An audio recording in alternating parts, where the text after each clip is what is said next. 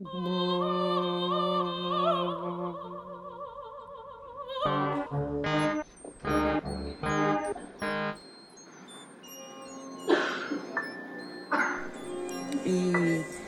ya ¿Ya la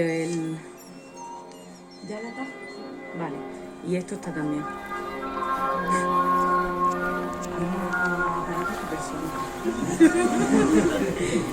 De verdad. Cuadra. Vale, pues. Mundo Cyberpunk. ¿Está ya grabando? Y esto también está grabando. Bueno, comprobando conexión. Ahora. Pues ya está. Cuando quiera. Estupendo. Bueno, pues lo primero, muchísimas gracias. Muchísimas gracias a vosotros por venir, a vosotras por organizarlo en este momento tan complicado, ¿no? Y tan difícil, tan de ciencia ficción que estamos viviendo, que ya pues es una mezcla de distopía y de sátira lucianesca al mismo tiempo y no se sabe muy bien cómo va a terminar, ¿no? Esperemos que en todo caso sea pronto y bien, ¿no? Y bueno, pues vamos a hablar un poco de astronautas.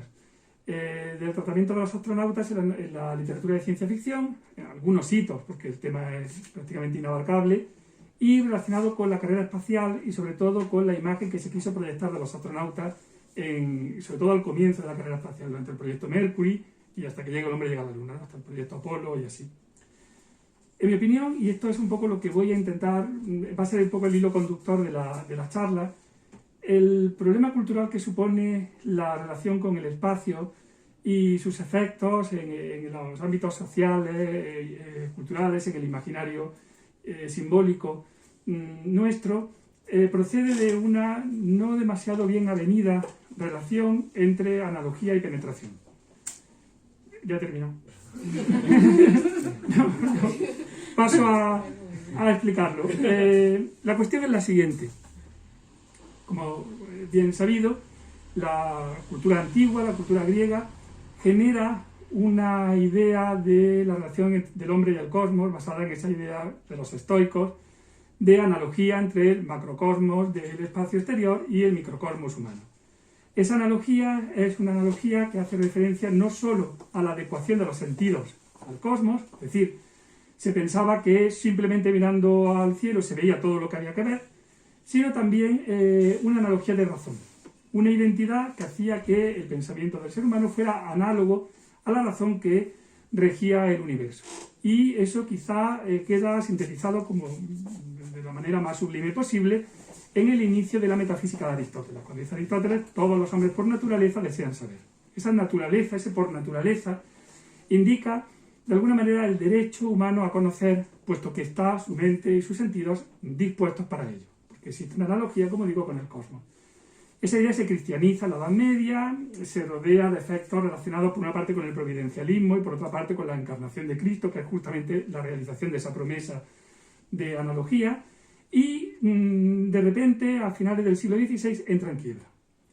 Y entra en quiebra por el desarrollo, primero, de los primeros telescopios y de una cierta ciencia astronómica que, al penetrar en el espacio, siquiera con la mirada, descubre que la analogía no existe. Que los sentidos no pueden captar toda la inmensidad del cosmos, sino una parte infinitesimal, y que no está tan clara a la luz de la razón cómo funciona el cosmos. El cambio vertiginoso que se produce en el siglo XVII y que culmina en 1687 con la enunciación de la ley de la gravedad, va un poco en este mismo sentido. La analogía ha caído y entonces no pasa nada porque la razón humana, aunque no sea análoga al cosmos, es tan poderosa que es capaz de arrancarle al cosmos sus secretos. Arrancarle en términos de tortura, ¿no? Sería un poco la cuestión. De forma que, primero con el telescopio y luego apoyado en la ciencia físico-matemáticas, el ser humano penetra en el cosmos en el siglo XVII y cree arrancarle sus más profundos secretos, sobre todo a partir de Newton y del efecto tremebundo que la ley de la gravedad produce no solo en la ciencia físico-matemáticas, sino también en las humanidades. Además que leer a Feijóo y a otros humanistas del siglo XVIII en la conmoción que sienten ante Newton y ante la revolución que ello supone. Claro, ¿qué ocurre? La penetración ha sustituido a la analogía y de alguna manera esa ibris, esa especie de soberbia, de orgullo tremendo de entrar en el espacio con este poderoso pie newtoniano, cree que de alguna manera la historia ha terminado, que la analogía se ha despejado. Vamos a dejar de momento eso ahí para ver después lo que pasa. Pero lo curioso es que si nos vamos a la ciencia ficción y nos vamos a los primeros textos de ciencia ficción del siglo XX, es decir, ya pasados los primeros momentos de Julio Verne, de Wells, de todos estos, en lo que Asimov llama la época aventurera de la ciencia ficción, pues nos encontramos algo similar. Cuando vemos, por ejemplo, La princesa de Marte, ¿no?, con personajes de John Carter y Edward Burroughs en 1913, o luego vemos a Elita, reina de Marte, de Alexei Tolstoy, ¿no?, que tiene esa película tan estupenda de cine mudo, 1923, lo que vemos es que ese viaje al espacio, siquiera en la literatura de ciencia ficción, sigue buscando la analogía. Los personajes viajan al espacio para encontrarse civilizaciones que son ecos, que son guiños, que son transformaciones de civilizaciones terrestres, ¿no? El Imperio Romano, los egipcios, la Edad Media, etc. Eso funciona durante la época aventurera de la ciencia ficción, pero de alguna manera permanece. Por ejemplo, todo ese género que es la espada y planeta, donde tenemos, pues, no lo sé, desde Dune, casi, podríamos decir, hasta obras como Qué difícil es ser Dios, de los hermanos Strugatsky, Hyperion, en fin, una serie de textos muy relacionados con la space opera, que juegan siempre con la idea de que se viaja a un planeta que es como nuestra civilización, pero en épocas pasadas. En el cine Star Wars, pues, resume un poco todo esto, ¿no? Sin embargo, a partir de finales de los años 20, cuando empiezan a destacar revistas como Amazing Stories o tal, hay un intento de quitarle a la ciencia ficción, pues, ese elemento de inocencia que tenía al comienzo. Se cierra la edad aventurera y comienza una especie de tanteo científico en el que el encuentro con el extraterrestre y el viaje al espacio ya no es un encuentro con otros yo, sino que es con algo distinto, ¿no? Esos extraterrestres maléficos, terribles, de las historias de los años 30, de los años 40 y de los años 50, que luego continuarán hasta ese epígono terrible de Alien y demás. Es decir, que de alguna manera la analogía vuelve a ser sustituida por la penetración, aunque en este caso una penetración, digamos, perversa, inesperada, como es el encuentro con una civilización terrible y monstruosa. ¿Qué ocurre, por tanto? Bueno, antes de seguir, una confesión que enlaza con el tema de la carrera espacial y con estos parámetros que estamos señalando. Yo nací en junio de 1969, es decir, un mes y pico antes de que el hombre llegara a la Luna. Y cuando era niño, hasta los 6, 7 años, que ya empecé a espabilar un poco, yo estaba convencido de que yo no iba a ser astronauta porque llegaba tarde. O sea, cuando yo fuera adulto, pensaba, ya no habría astronautas, lo que había era viajes comerciales al espacio y tal. Y yo me veía yendo de viaje a Marte y tal. Luego al final ni a Marte ni a Murta, vamos, no he ido a ningún sitio en la vida, un poco así, ¿no?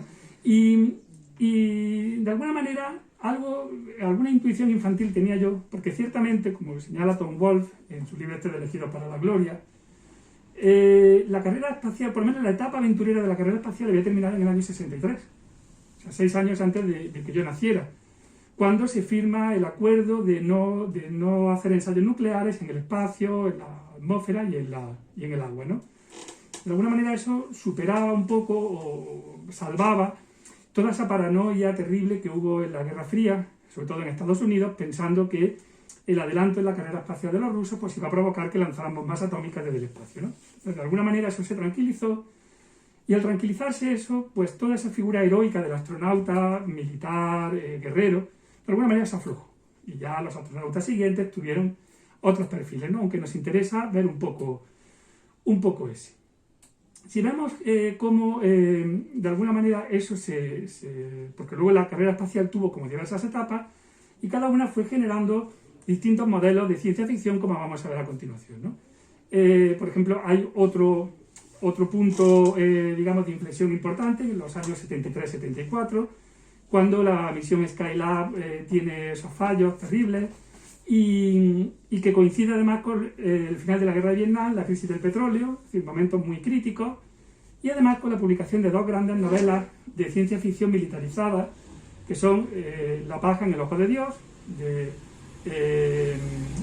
Larry Niven y de Jerry Pournelle, y la que para mí gusta es la mejor novela de ciencia ficción militar, más que la de Robert Heinlein, etc., que es La guerra interminable de Joe Haldeman, una grandísima novela que yo recomiendo y que luego tuvo una secuela no tan afortunada pero también estimable, que es La paz interminable.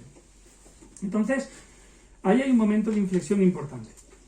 Naturalmente, cuando el hombre llega a la luna, ni qué decir tiene, luego hablaremos un poco de eso. La tragedia del año 2003, con la destrucción del transbordador Columbia, en el que murieron 7 astronautas, fue otro punto de inflexión grande. Y, por supuesto, la Estación Espacial Internacional, a partir del año 2010, pues otro punto importante de inflexión. Todos estos puntos van moldeando, como a continuación veremos, pues esta reflexión sobre la carrera espacial que vamos a ver en las novelas de ciencia ficción, pero sin perder nunca de vista la relación entre analogía y penetración que hemos señalado anteriormente. ¿Qué ocurre con los astronautas? ¿Cómo se genera el imaginario del astronauta, la simbología del astronauta, en estos primeros viajes tripulados, en estas primeras experiencias del proyecto Volkov en la Unión Soviética o del proyecto Mercury en Estados Unidos, todo final de los años 50, principios de los años 60? En el ámbito norteamericano, la figura del astronauta se conforma a partir de 3 pilares fundamentales. Primero, toda la ideología patriótica de la Guerra Fría, que venía, digamos, de carrerilla de la Segunda Guerra Mundial y que obedece a una decisión de Eisenhower que quiso que los primeros pilotos que fueran al espacio, los primeros astronautas, fueran pilotos militares. Podría haberse mandado astrofísicos o científicos, porque en realidad no tenían que hacer nada. O sea, todo estaba dirigido desde tierra. Pero Eisenhower quiso reforzar esa vertiente militar y entonces se seleccionaron los primeros 7 astronautas dentro del ámbito de los pilotos de prueba de la Marina. La gente con una ideología muy determinada, con unas aspiraciones muy concretas que luego vamos a comentar. El segundo pilar fue la ciencia ficción. Ciencia ficción de los años 30 a 50. Que también habían generado un prototipo de astronauta que de alguna manera había calado en el imaginario colectivo, pues a través del cine, la radio, la televisión, las novelas, y que condiciona un poco la mirada sobre estas personas reales que de pronto tienen que ir al espacio, ¿no? Y finalmente la publicidad, ¿no? La publicidad, los aficionados a Mad Men pues habrán visto un poco lo que supone la publicidad en ese recién incorporado estado del bienestar o de la sociedad de consumo, donde todo tiene que fluir en una abundancia y con una luminosidad extraordinaria. Vamos por partes. ¿Qué ocurre con lo primero? Lo primero viene muy bien contado en el libro de Tom Wolfe. Y es que nos encontramos con personas, muchos de ellos excombatientes de la Segunda Guerra Mundial o de la Guerra de Corea. Creo que de los 7 primeros astronautas, todos menos uno, que yo recuerdo menos Scott Carpenter, que creo que no todos tenían experiencia de combate, que compartían un código de honor militar basado en la camaradería viril, la temeridad, el arrojo, una cierta desobediencia o un cierto grado de insubordinación tolerable hacia los superiores, etc. Una especie de hombres de acción que incluso llevaban esa vida de acción a sus vidas privadas. Eran todos muy bebedores, hacían carreras de coches por la carretera cercana a sus bases de pruebas, en fin, una vida muy mujeriego y muy así. Claro, esa ideología donde se ve muy bien, muchas veces las películas malas reflejan la realidad más que las buenas, donde se ve mejor que en ningún sitio es en Top Gun. O sea, si uno ve Top Gun con horror, pero la ve, pues verá justamente eso, esa virilidad un poco excesiva, camaradería militar, temeridad, desprecio por la propia vida y demás. Luego veremos qué pasa con eso, porque claro, el problema era que a estos hombres de acción neta se les iba a llevar a un contexto absolutamente distinto al del que ellos procedían, se les iba a someter además a un escrutinio público del que no estaban para nada preparados ni acostumbrados y así. Ahora volveremos un poco sobre esa cuestión. El segundo elemento es la novela de ciencia ficción o en general la ciencia ficción. Desde los años 30 se había generado en la ciencia ficción un modelo de héroe mixto que combinaba la acción con el conocimiento. Eran personajes, por ejemplo, el caso más claro es Doc Savage, el hombre de bronce, que eran grandes sabios, pero que al mismo tiempo eran unos hombres de acción pues extraordinarios, ¿no? Expertos en lucha, sagaces, ágiles y demás. Ese modelo es el que se quiso llevar al ámbito o a la proyección de la imagen del astronauta. Era una imagen que estaba en la radio, ¿no? Programas como Buck Rogers, Dan Dare, en las revistas, pues Amazing Stories, que ya lo he citado, Galaxy, Fantasy and Science Fiction, Astounding, en fin, todas estas revistas importantes de esos años, sobre todo 50, que estaban también en las novelas, Forbidden Planet, la película, perdón, Las arenas de Marte, de Arthur Clarke, la propia Crónicas marcianas de Ray Bradbury, y que estaban sobre todo también en el cómic. Igual que ponemos de ejemplo Top Gun, de esa camaradería militar, el modelo de la ciencia ficción, para mi gusto, más representativo, por supuesto no el mejor, no necesariamente el mejor, son Los Cuatro Fantásticos de Stan Lee y Jack Kirby. Unos cómics que comienzan en el año 61 y que, a través de esta familia de superhéroes que adquieren sus poderes en un viaje espacial financiado por ellos mismos, vemos todos los estereotipos de estos hombres de acción.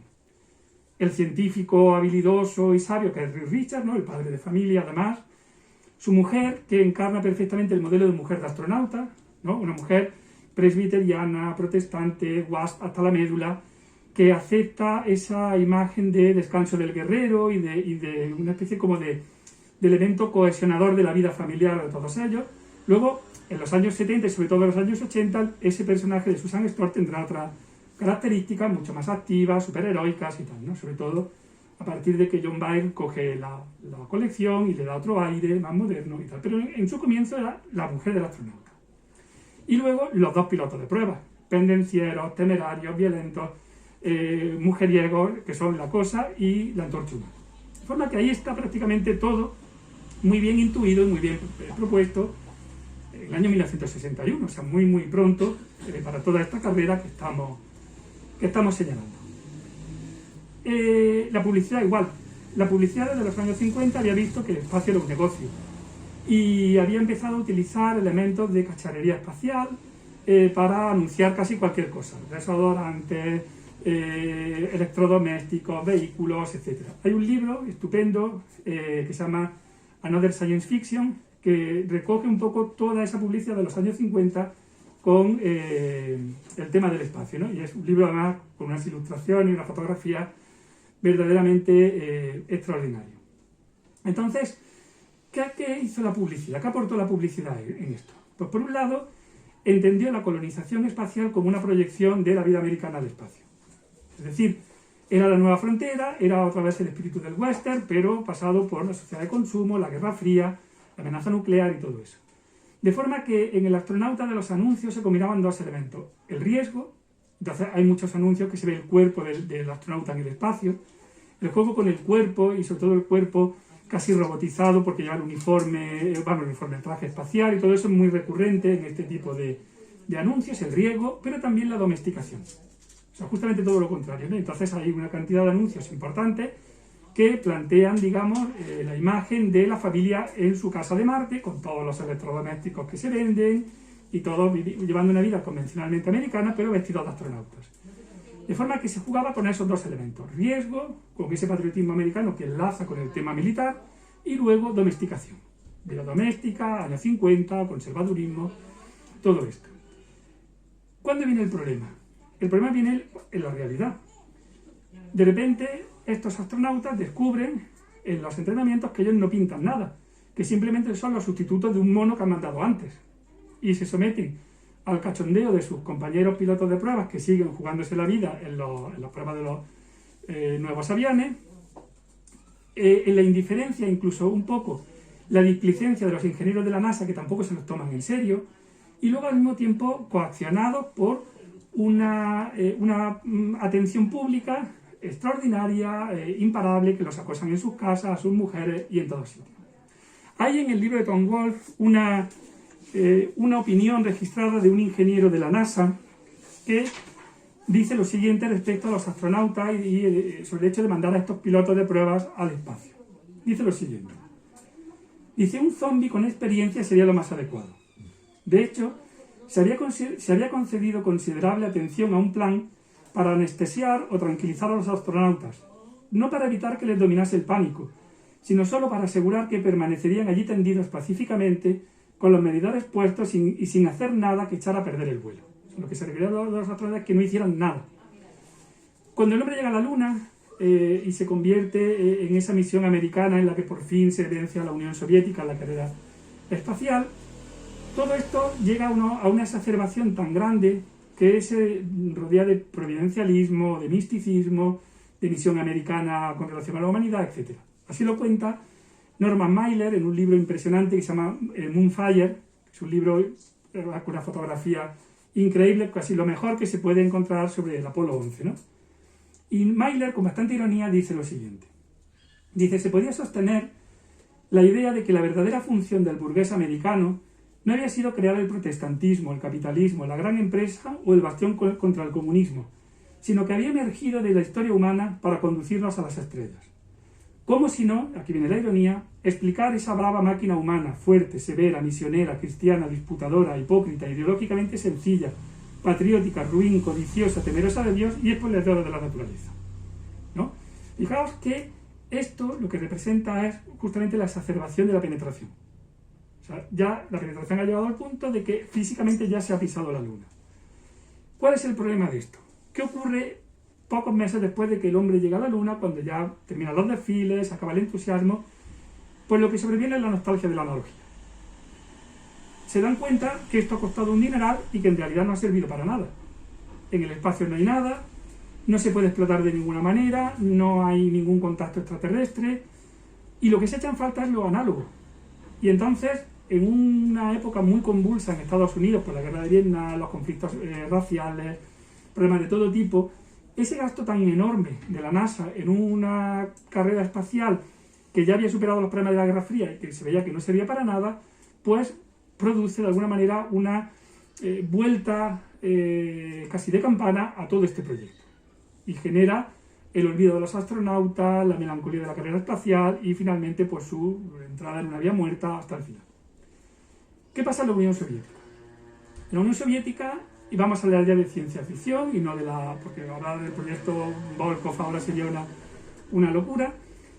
En la Unión Soviética, Stalin había entendido la ciencia ficción como un género infantil, un género didáctico que enseñaba a los niños pues desde rudimentos de ingeniería y de astronomía y de física hasta la realización, siquiera la ciencia ficción, de una utopía comunista, porque en el futuro de la ciencia ficción pues todo el universo es stalinista, ¿no? Y al mismo tiempo enseñaba a los niños pues formas de cooperación corporativa, presentando unas novelas que eran más de ingenieros que de científicos, valga un poco esa diferenciación, en la que todo funcionaba bien gracias a un comisario político que los iba guiando y organizando, ¿no? De alguna manera era llevar al término de la ciencia ficción el ambiente de las novelas de producción, que eran unas novelas soviéticas en las que el argumento de la novela era a lo mejor construir una presa o una infraestructura de esta tremenda, y entonces lo que contaba la novela era cómo se construía y cómo se construía armónicamente, porque era otro éxito más del comunismo y demás.